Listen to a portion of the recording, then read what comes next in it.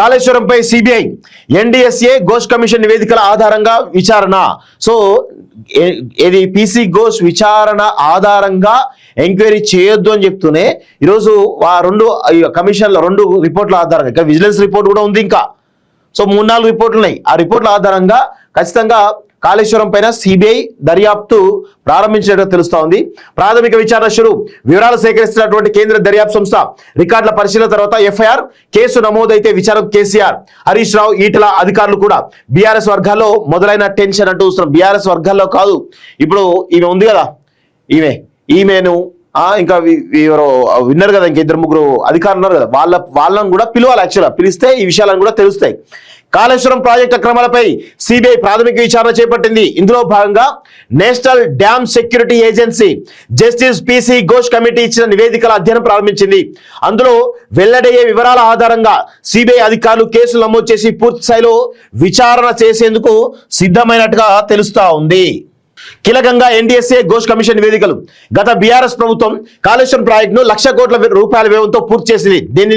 దీని గురించి ఎంతో గొప్పగా చెప్పుకున్నది. తెలంగాణ వ్యవసాయ ముఖ చిత్రాన్ని మార్చివేసే ప్రాజెక్టుగా ప్రచారం చేసుకున్నది. అప్పట్లో ముఖ్యమంత్రిగా ఉన్నటువంటి కేసీఆర్ పలు వేదికల ద్వారా కాళేశ్వరం ప్రాజెక్టుకు కర్త, కర్మ, క్రియ అన్ని తానే అని ప్రకటించుకున్నారు.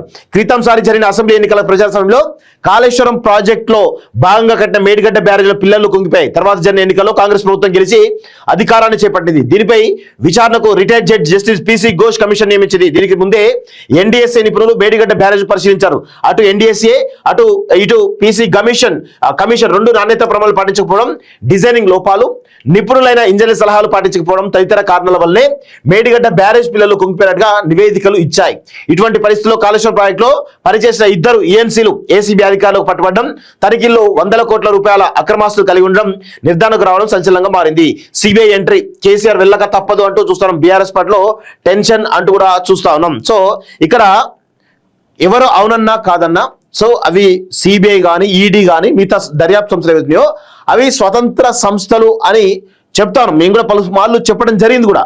కానీ ఖచ్చితంగా బీజేపీ కేంద్ర ప్రభుత్వ అగ్రనాయకుల కనుసన్నల్లో ఇది పనిచేస్తున్న ఆరోపణలు చాలా బలంగా ఉన్నాయి. కాంగ్రెస్ పార్టీ కానీ బీఆర్ఎస్ కానీ అన్ని ప్రతిపక్షాలు కూడా ఏం చెప్తా ఉన్నాయి, సిబిఐ కానీ ఈడీ కానీ మోడీ జేబు సంస్థలు అని చెప్పి పలుమార్లు చెప్పడం జరిగింది. సిబిఐ ఈడీ రెండు కూడా మోడీ కుక్కలు అంటూ కూడా గతంలో బీఆర్ఎస్ పార్టీ సంబంధించిన వాళ్ళు కూడా కేటీఆర్ మాట్లాడే సందర్భాలు కూడా ఉన్నాయి. సో ఇప్పుడు అవి మోడీ కుక్కలా లేకపోతే స్వతంత్ర దర్యాప్తు చేస్తాయా అనేది కాలం నిర్ణయిస్తుంది. సో ఇక్కడ ప్రధానంగా బీఆర్ఎస్ పార్టీని ఈ తెలంగాణలో ఉంచాలా లేకపోతే మట్టు పెట్టాలా అనేటువంటి నిర్ణయం ఇప్పుడు బీజేపీ చేతిలో ఉంది. ముఖ్యంగా మోడీ అమిత్ షా చేతిలో ఉంది. ఇక్కడ మోడీ అమిత్ షాలు ఏం చేస్తారు చాలా క్లియర్గా గుర్తుపెట్టుకోండి. అనాలిసిస్ అనేది చాలా ఇంపార్టెంట్ అనాలిసిస్. సిబిఐ దర్యాప్తు ముందుకు పోదా అనేది నేను చెప్పేటువంటి అంశాల మీద ఆధారపడి ఉంటుంది అనేది గమనించాలి. సో ఫర్ సపోజ్ ఏపీ గురించి తీసుకుందామండి. ఏపీలో మీరు అబ్జర్వ్ చేయండి, ప్రాంతీయ పార్టీలు అంటే ప్రాంతీయ పార్టీలో పొత్తు పెట్టుకోవద్దు, మా ఐడియాలజీతో దగ్గరగా ఉన్నటువంటి పార్టీలతో మేము పొత్తు పెట్టుకుంటామని చెప్పేసి బీజేపీ పలుమార్లు చెప్పడం జరిగింది. కానీ దానికి విరుద్ధంగా బీజేపీ ఏం చేసింది, టీడీపీతో పొత్తు పెట్టుకుంది. దానికి ముందు ఏం చేసింది, జనసేనతోటి భావ జాలాలు సంబంధించిన విషయంలో పవన్ కళ్యాణ్కు బీజేపీ మధ్య దగ్గర సంబంధాలు లేవు కాబట్టి జనసేనతోటి ఆల్రెడీ పొత్తు పెట్టుకోవడం జరిగింది బీజేపీ.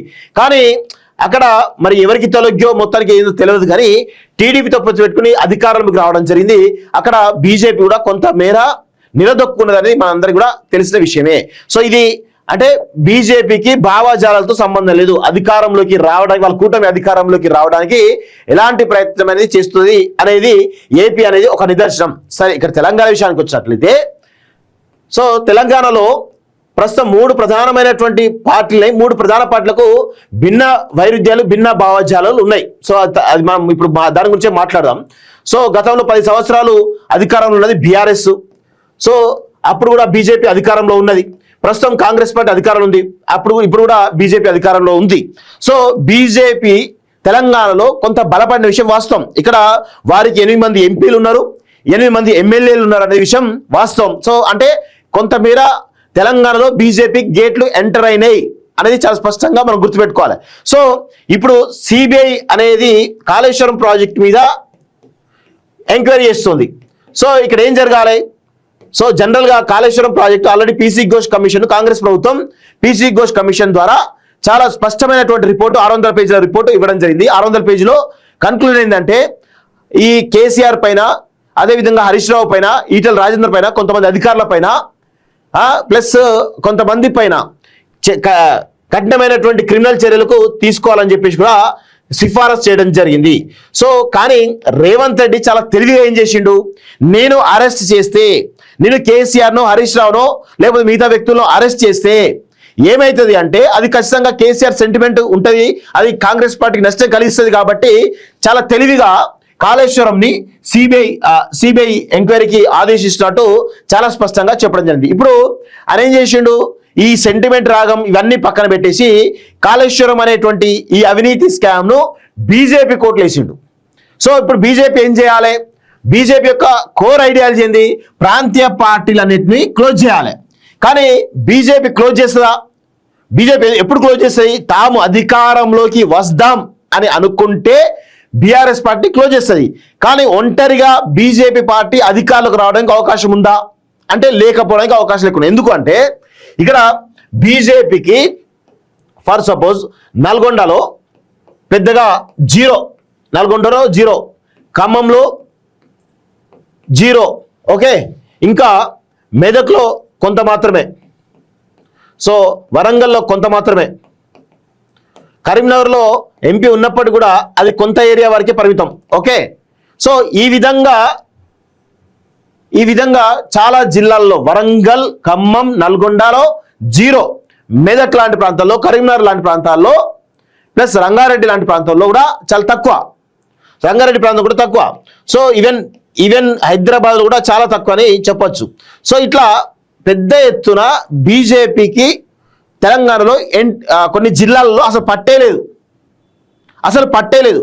సో అలాంటి పరిస్థితుల్లో ఇండివిజువల్గా కాంగ్రెస్ని కాదని బీజేపీ అధికారంలోకి వస్తుందా? ఒకవేళ బీఆర్ఎస్ లేకపోతే అప్పుడు ఏం చేస్తుంది బీజేపీ? ఈ కాళేశ్వరం ప్రాజెక్ట్ను సైలెంట్ మోడ్లోకి నెట్టేసి బీఆర్ఎస్ బీజేపీ పొత్తు పెట్టుకోవడానికి అవకాశం ఉంటుంది. సో వాళ్ళ అడ్వాంటేజ్ ప్రకారం ఒకవేళ నిజంగా బీజేపీ అధికారంలోకి వద్దామని అనుకుంటే సిబిఐ నుంచి కాళేశ్వరం ద్వారా ఇటు కేసీఆర్ను, హరీష్ రావును, మిగతాలందరూ కూడా అరెస్ట్ చేయడానికి స్కోప్ అయితే ఉంటుంది. సో అప్పుడు బీఆర్ఎస్ స్మార్ట్ చేసేసి వన్ సైడెడ్గా బీజేపీ అధికారులు రావడానికి ప్రయత్నం చేస్తుంది. ఒకవేళ అలాంటి పరిస్థితి లేనప్పుడు బీఆర్ఎస్ బీజేపీ పొత్తు భాగంగా బీజేపీ అత్యధికమైనటువంటి సీట్లను ఎంచుకొని మొత్తానికైతే అధికారులు రావడానికి బీఆర్ఎస్ను వాడుకొని అధికారులు రావడానికి ప్రయత్నం చేస్తుంది. ఇది జరుగుతుంది, ఇది 100% జరిగేటువంటి వాస్తవం.